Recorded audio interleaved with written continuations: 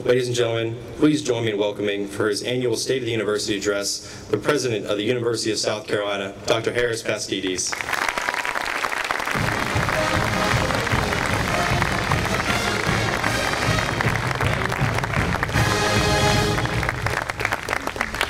Well, good morning, everybody. What a beautiful time of day to be with you on the Horseshoe. I cannot think of a better place to be or a better group to be with than with you right here, right now, to review the state of the university.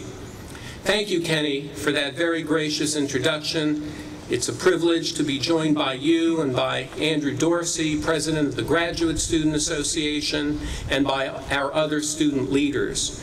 Carolina is so well served by you and the university student leadership team, and you're an integral part of the entire university's team. Ladies and gentlemen, please help me in joining Rebecca Phillips and the mighty sound of the Southeast, our exceptional marching band, for creating this great ambiance today. Let's hear it for them.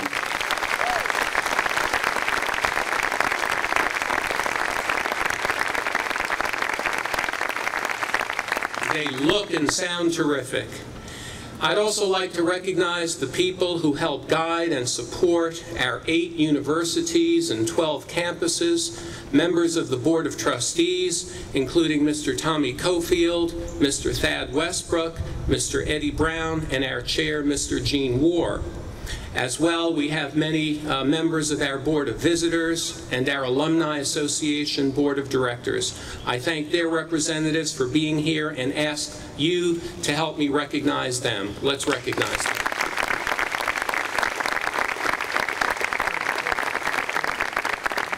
Finally and enthusiastically, I recognize Patricia Moore Pastides, your First Lady, who, as you know, is a strong advocate for the university and for our broader communities. Welcome, Patricia.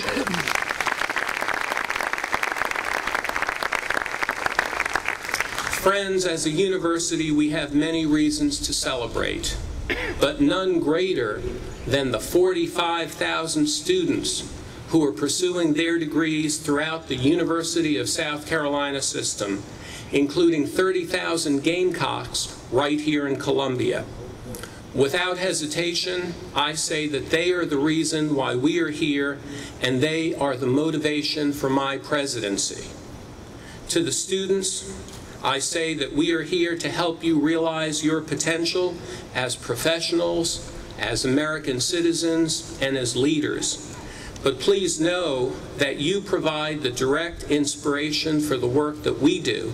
Serving you, our students, is of course our duty, but also a great honor.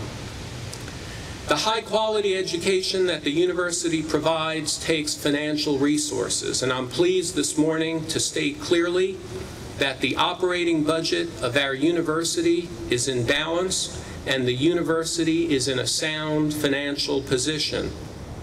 By every measure, including those of the nation's leading rating agencies, Carolina is solid and Carolina is strong. We're appreciative of the support shown by the General Assembly during the 2012 legislative season, but state support is now less than 10% of our budget, and we will continue our vigorous advocacy for better funding as our legislators prepare for their 120th session.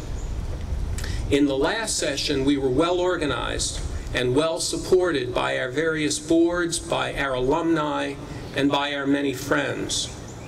Some of our mission-critical needs, including the new Palmetto College, were funded by both chambers with bipartisan support. The General Assembly also helped us realize a long-term goal, as $10 million was appropriated towards the construction of a worthy home for South Carolina's only public law school.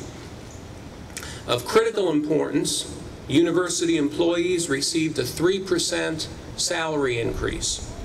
I know this felt like a welcome rain after a long summer drought, and I also know that it's not enough. It's not enough relative to the work and the dedication that you bring every day.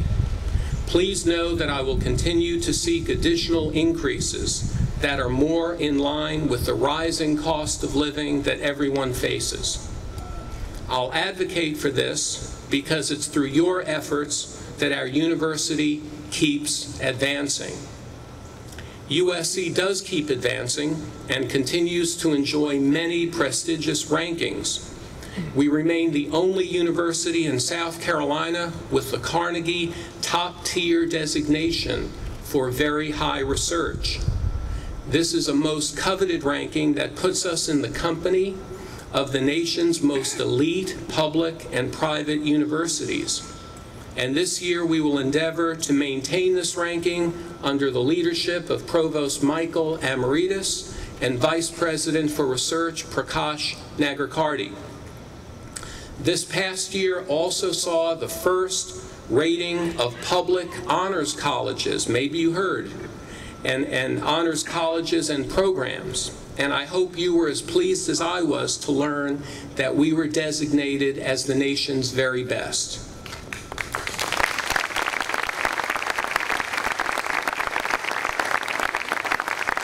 Of course, there were many other academic distinctions and individual honors, both to faculty and to students last year. I salute all of you, the many award winners, and they're too numerous to highlight here. Our faculty continues to shatter their own enviable record in research productivity. Last year, they were awarded over $250 million. And that was a major stimulus to the local and the regional economies. Our Carolinas Promise Capital campaign also had a record-breaking year for fundraising. We raised $146.8 million, and we are now 60% of the way to our $1 billion goal.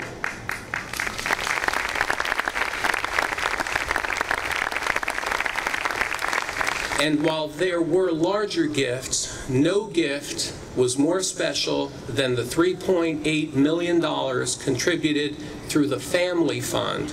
And I thank you, my Carolina family, for your generosity. We remain appreciative of our committed core of alumni, volunteers, and supporters. I'm excited about our Alumni Association's new leadership. Jack Claypool as Executive Director and Eddie Brown as President.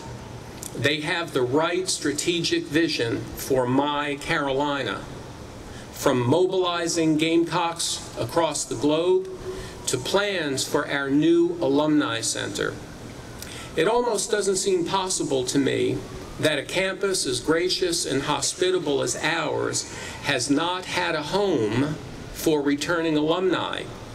But together, we'll rectify that, and we will also expand our membership and provide more value to our global network of 250,000 alumni.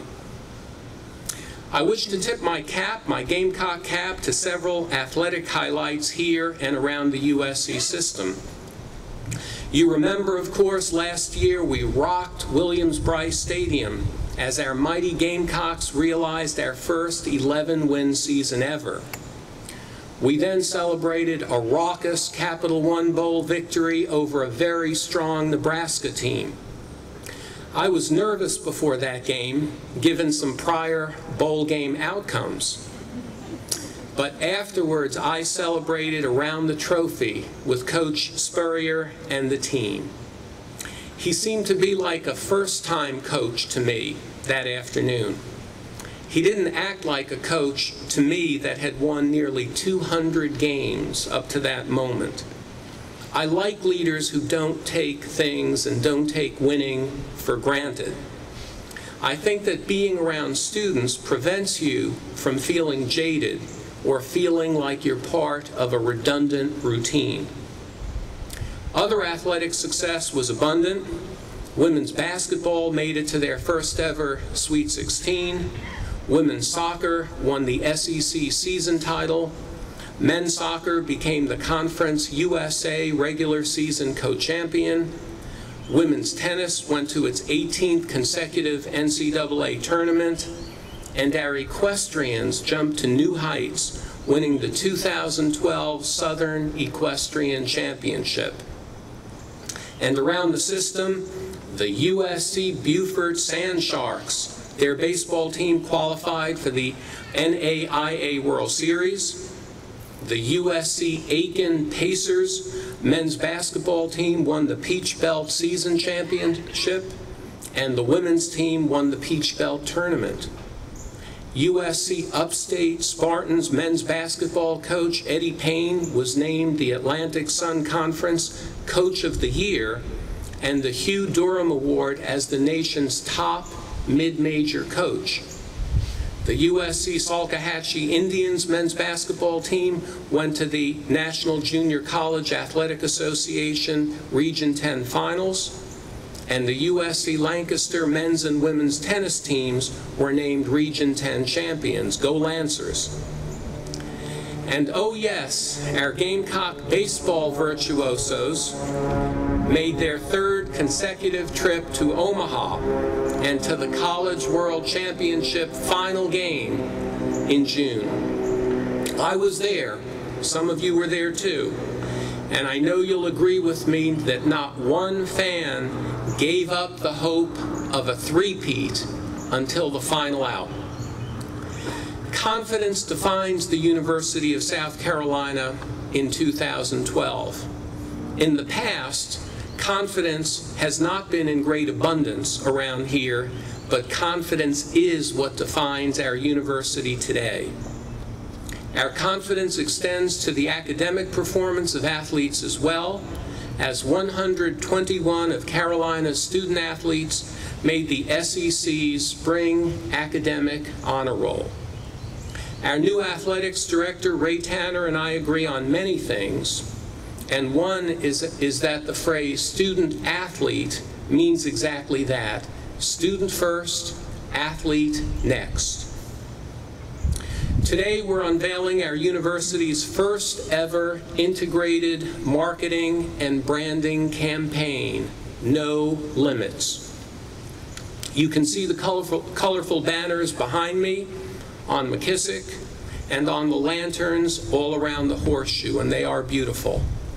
No Limits defines the individuals who work, who study, who teach, and who graduate from USC.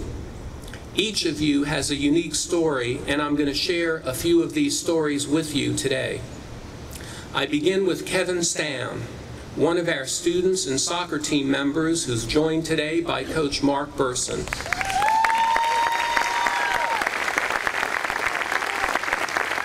I know that some of that applause was for Kevin and some of it was for that great victory last night. Congratulations, Coach.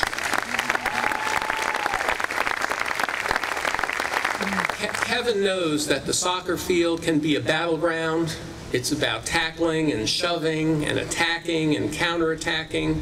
And you might think that those things wouldn't appeal to someone whose ultimate goal is international mediation. But Kevin knows that just as competition is fierce, conflict resolution can be equally intense. Kevin, who's at the heart of his team's defense, is also getting the skills he needs to practice the art of peace.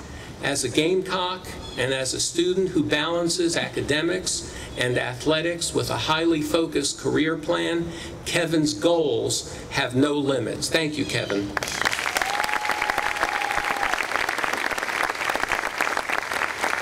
And Julia Rhodes, would you raise your hand? A motorcycle crash, multiple surgeries, and months of rehab altered Julia's plans. But the recovery made her stronger, more resilient. As the reigning Miss Wheelchair South Carolina and a pre-med student, Julia is bringing awareness to the painful conditions that are often invisible, like depression and post-traumatic stress disorder. Julia knows that people face these problems, and she often visits them and advocates for them. As a Gamecock, Julia's perseverance and courage have no limits. Let's recognize Julia, please.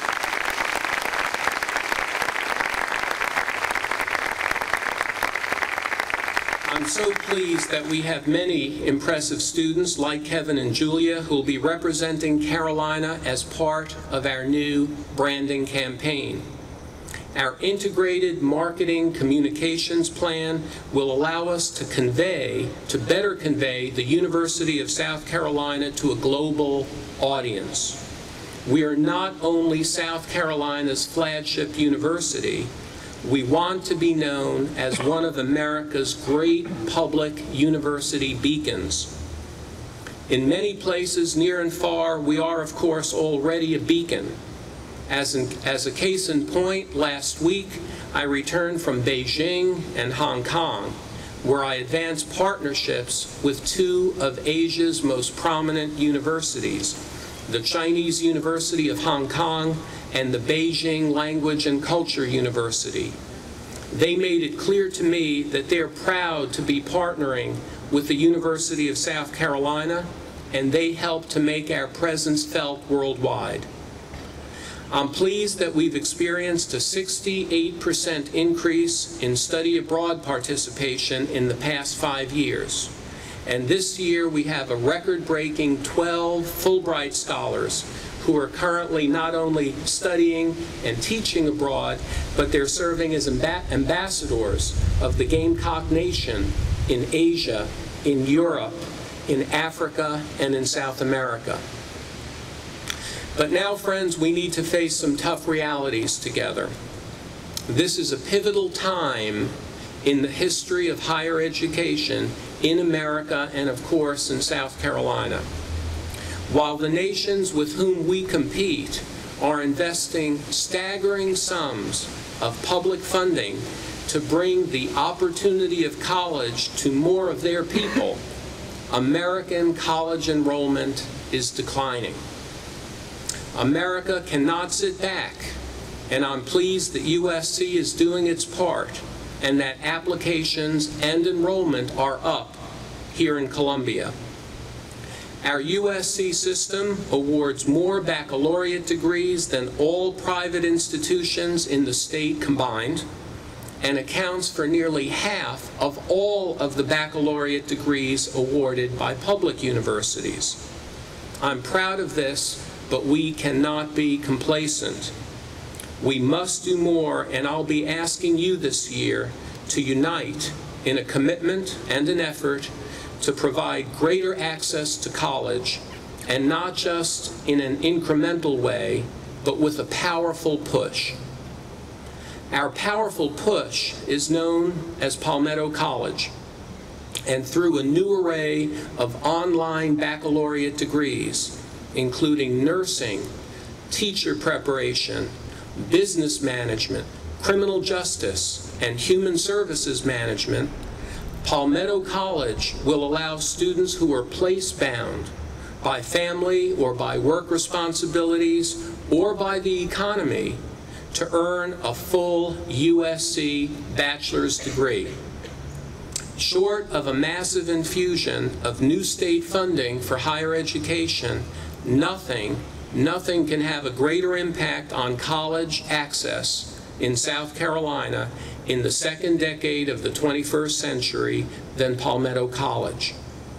I'm grateful to the General Assembly for providing $5 million in funding for Palmetto College. I'm so pleased that our own Senator John Corson is here, and I'd like to recognize him for his leadership last year and, of course, in the years to come. Senator, would you stand and be recognized?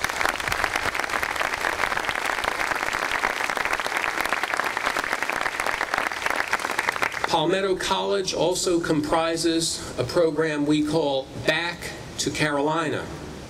It invites older students who've completed 60 hours of college to complete the remaining parts of their degree from home. The first cohort began this fall with 28 students. Going forward, we'll do more to increase access and to facilitate degree completion. Our push this year will be to work with the faculty to find ways to make earning a degree more flexible as possible, especially with respect to time management. Students, You ought to be able to work toward a college degree on your time rather than on our time. The college semester schedule that we're all used to encourages a long summer break, but that's a remnant. That's a remnant of an agrarian society where families needed labor to till the fields and to harvest the fields unencumbered by schoolwork. I foresee USC moving to a more flexible roadmap to graduation, one that is tailored to the individual. For example, a young woman may come to Carolina with substantial advanced placement credit. Why shouldn't she be able to graduate in 3 years or 3.5 years? A young man may need to take a semester off to earn money to better manage his educational debt. Why shouldn't he be able to still graduate in 4 years? Another student might be looking for a great internship, let's say in advertising in New York City. She or he finds out that one is available, not in the summer, but in the fall. Shouldn't she or he be able to take a full load in the summer and then do the internship in New York City in the fall? The answer, of course, to all of these questions is yes, absolutely. But the American college experience has become rigid and inflexible, and this year we'll work to recreate the academic calendar to have greater flexibility and more options for the students, especially in the summer, so that you will be able to graduate on your time. I'm also very proud that this fall we introduced the Gamecock Gateway program, a partnership with Midlands Technical College that has brought 165 students to live on our campus while preparing them to directly transfer to Carolina as sophomores. And the Gamecock Guarantee Program continues to provide access to families whose average family income, total family income, is less than $17,000. Today, 450 students receive funding through the Gamecock Guarantee, and it's humbling to me that these students have an outstanding retention rate. 96% of last year's Gamecock Guarantee freshmen returned this year as sophomores, 96%.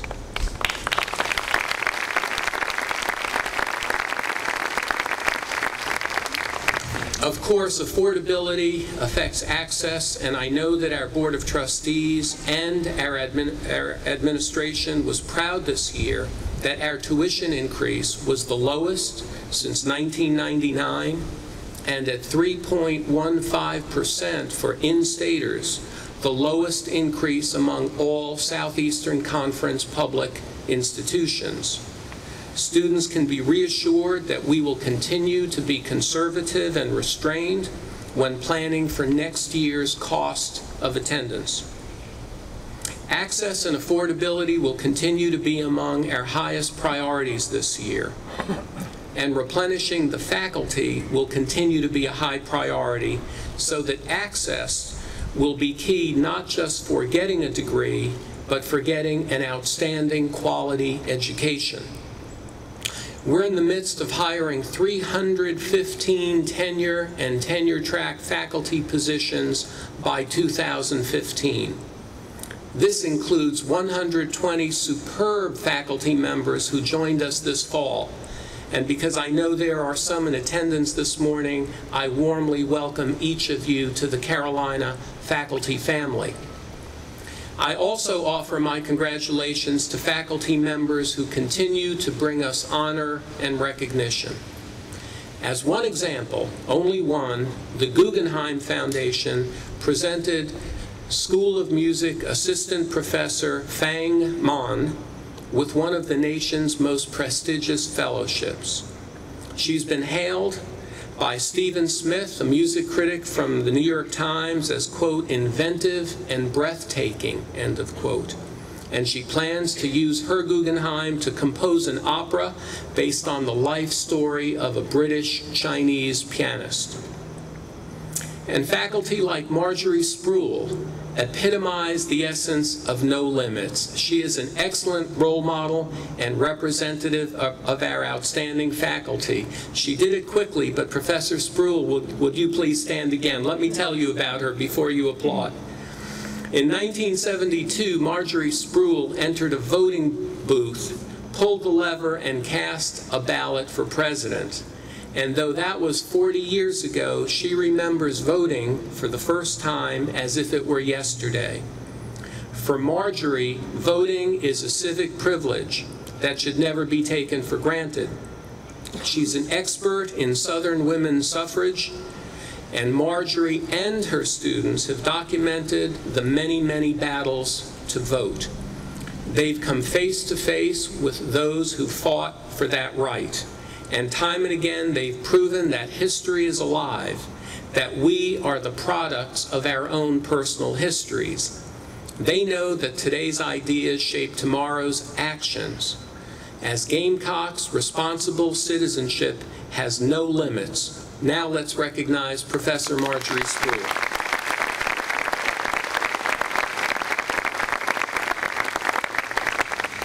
Our students, of course, are fortunate to have professors like this and also to have USC Connect that offers leadership opportunities through research, internship, international experience, and community service.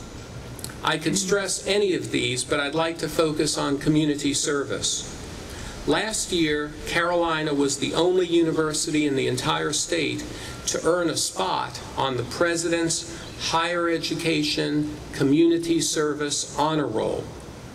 We were recognized because we partnered with hundreds of local, national, and global organizations that specialize in providing help to individuals and to communities. In fact, last year, 24,000 students, faculty, and staff volunteers contributed, get this, 331,000 hours of community service. William Kane knows all about community service. He is a wonderful example of the power to be found in USC Connect. This is William. I'll tell you about him now. William lost his great-grandmother and felt lost. But when a 7-year-old child asked for his friendship, William realized a renewed purpose. He became active in the local Boys and Girls Club, serving as a role model to many area youth. William is a political science major and is planning a future committed to children's advocacy and public service. As a Gamecock, William's community engagement has no limits. Let's recognize William Kane.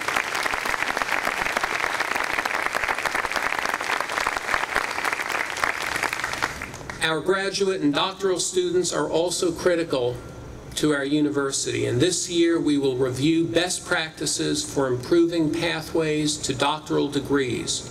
We'll increase fellowships and the number and the amount of stipends. We're also working to facilitate timely graduation in the grueling pursuit of advanced education. A good example of a graduate student embracing no limits is Presidential Fellow Audrey Duke. Audrey, would you please stand and allow me to say a few words about you? Audrey's family of philosophy and English majors may not quite understand her fascination with chemistry, but they are supportive of her. Audrey is excelling in a still male-dominated field with the goal of improved modeling of catalytic systems. Audrey knows that our ability to reduce our dependence on fossil fuels while safeguarding the environment requires a deeper understanding of surface chemistry. I'm sure you all have a deep understanding of surface chemistry. As a Gamecock, Audrey's scientific exploration has no limits. We celebrate you, Audrey.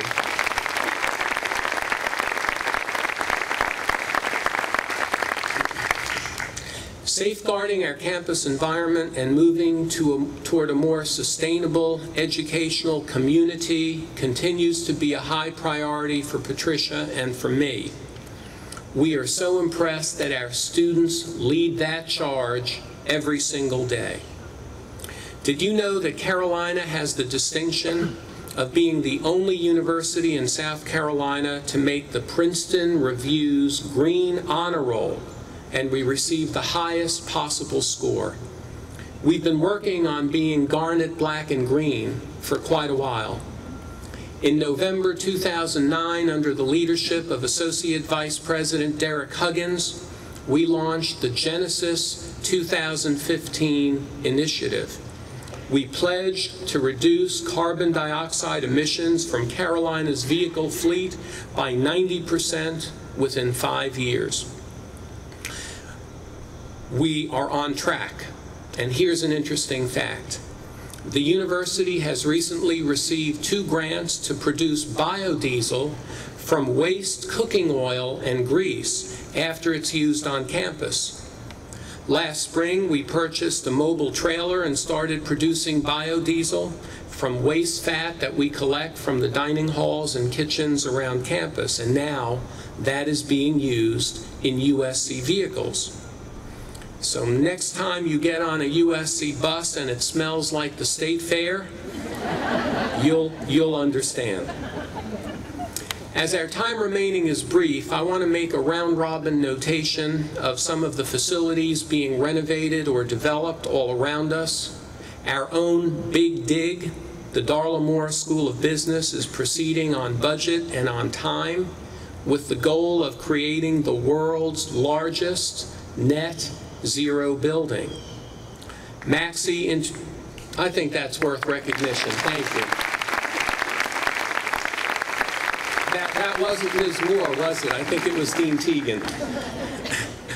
Maxey International Residence Hall, Harper Elliott over there, the Spigner House, Booker T. Washington have all undergone or are undergoing major renovation. A new biomedical engineering lab on Catawba Street is well underway. And I have heard firsthand that the Gamecock Nation is thrilled with both the new video board installed at Williams-Brice and the beautiful new parking and tailgate facility at the Farmers Market development. We received some funding for deferred maintenance from the state last year, but we have a long way to go. This year we'll engage state leaders in a detailed conversation about continued funding reform, and I look forward to a higher education summit called by Governor Nikki Haley on the 10th of October, coming up soon. I feel strongly that meaningful funding reform must be addressed this year. We are nearing a perfect storm for higher education: high tuition, high debt load, poor state funding, limited financial aid.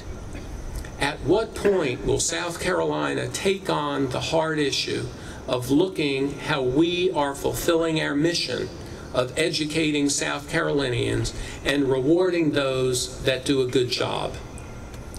Ladies and gentlemen, significant funding disparities now exist between our public universities. The amounts appropriated to each university are arbitrary and only vaguely related to South Carolina resident enrollment and to quality of effort. Reform must come, and it will come through transparency, accountability, and affordability metrics.